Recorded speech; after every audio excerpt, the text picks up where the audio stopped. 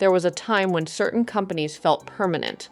Their logos were everywhere. Their products shaped daily life. Their dominance seemed so complete that imagining a world without them felt impossible. People trusted these names the way they trusted the sun to rise. Then, one by one, they disappeared, not with a dramatic crash, but with a quiet, devastating fade.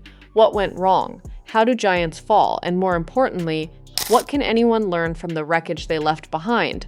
This is not just a story about business failure. This is a story about human behavior, about arrogance, blind spots, fear, and the dangerous comfort of success.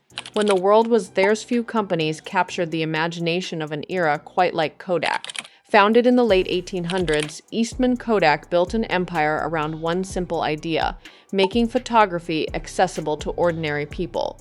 By the mid-20th century, the company controlled over 80% of the photographic film market in the United States and roughly half of the global market. The name Kodak became so deeply embedded in culture that personal milestones, family memories, and moments worth preserving were universally called Kodak moments. The brand was not just a company, it was a feeling. At its peak, Kodak employed over 60,000 people in Rochester, New York alone. The city's economy revolved around the company. Families built generations of life around careers there. Kodak was not just a business. It was a community, an identity, and an institution. Nobody, not analysts, not competitors, not the people who worked there, believed it could vanish. Nokia told a similar story across the ocean in Finland. For 14 consecutive years, Nokia held the title of the world's leading mobile phone brand. At its most powerful, the company contributed a staggering 25% of Finland's entire economic growth between 1998 and 2007. That number alone tells the story of just how dominant the brand was. The Nokia 3310 became one of the most iconic consumer products ever made. Nokia phones were everywhere, in pockets, in schools, on every street corner, in every major city around the world. The company held over 40% of the global mobile phone market at its height. Meanwhile, across the Atlantic, Blockbuster was turning the simple act of renting a movie into a cultural ritual. When it opened its first store in 1985, the concept was fresh and exciting. Clean, bright stores stocked with thousands of titles. A Friday night visit to Blockbuster became a genuine event for millions of families. By the early 2000s, the company had grown into a multi-billion-dollar empire, acquired by media giant Viacom for $8.4 billion. Blockbuster stores were everywhere. The brand was synonymous with home entertainment, the way Netflix is today. The moment the ground shifted, the story of how each of these companies fell is not a story of sudden disaster. It is a story of decision, and more crucially, of indecision. In 1975, a Kodak engineer named Steven Sasson built the world's first digital camera.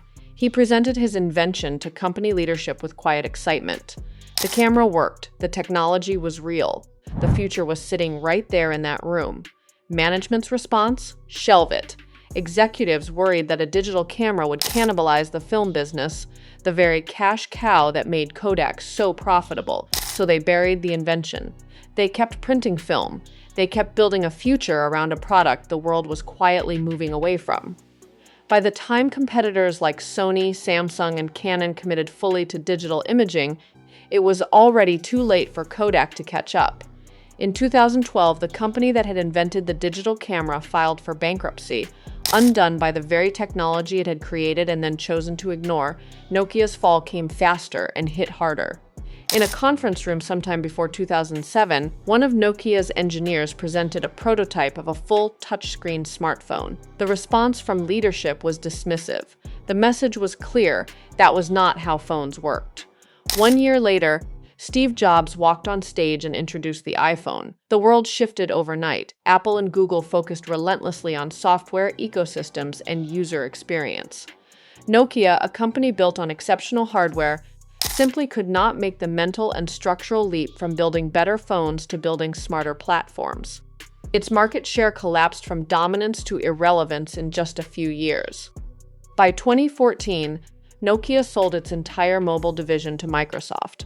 A stunning exit for a brand that had once defined the industry. Blockbuster's fall carries perhaps the most painful irony of all. In the year 2000, A small mail-order DVD startup called Netflix approached Blockbuster with an offer. Netflix founder Reed Hastings proposed a partnership. Netflix would handle the online side while Blockbuster would provide the brand presence. The asking price? Just $50 million. Blockbuster's executives laughed. They dismissed Netflix as a niche product with no real future. They saw no value in the deal. A decade later, Blockbuster filed for bankruptcy.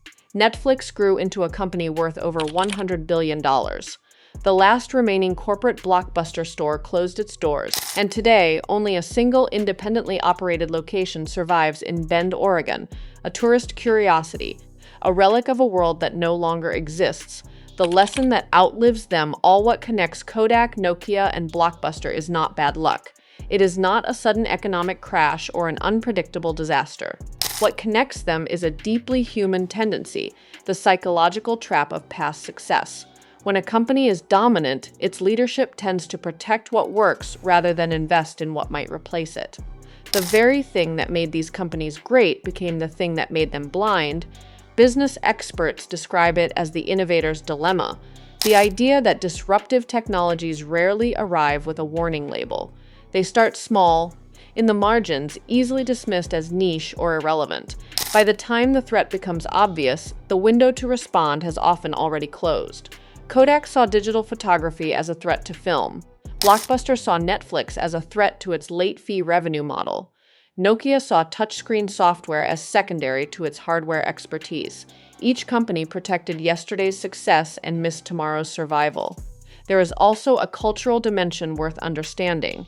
In each of these organizations, internal fear played a role. Engineers and middle managers at Nokia were reportedly afraid to communicate bad news to senior leadership. Kodak's culture rewarded film expertise, not digital thinking. Blockbuster's franchise owners feared that an online strategy would make their physical stores obsolete, so they quietly resisted it. These were not companies led by fools. They were companies where intelligent people made decisions based on what felt safe. And safety in a changing market is often the most dangerous choice of all. Steve Jobs built Apple on the opposite philosophy. He was famously willing to cannibalize his own products before competitors could. When the iPhone threatened iPod sales, Apple launched it anyway. That willingness to make old successes obsolete on his own terms is precisely what separates a company that endures from a company that vanishes. The market does not mourn the companies it leaves behind. It simply moves forward. Kodak fell so that digital imaging could rise. Nokia fell so that smartphones could transform the world. Blockbuster fell so that on-demand entertainment could become a way of life. In each case, the industry grew stronger, but the company that once led it was gone. The warning buried inside every one of these stories is simple and unsettling. No position in any market is guaranteed. No size, no history, no brand loyalty, and no past profit can protect a company that refuses to change. The companies that vanished were not weak. They were powerful until the moment they stopped asking what came next. That question, it turns out, is the only one that ever truly matters.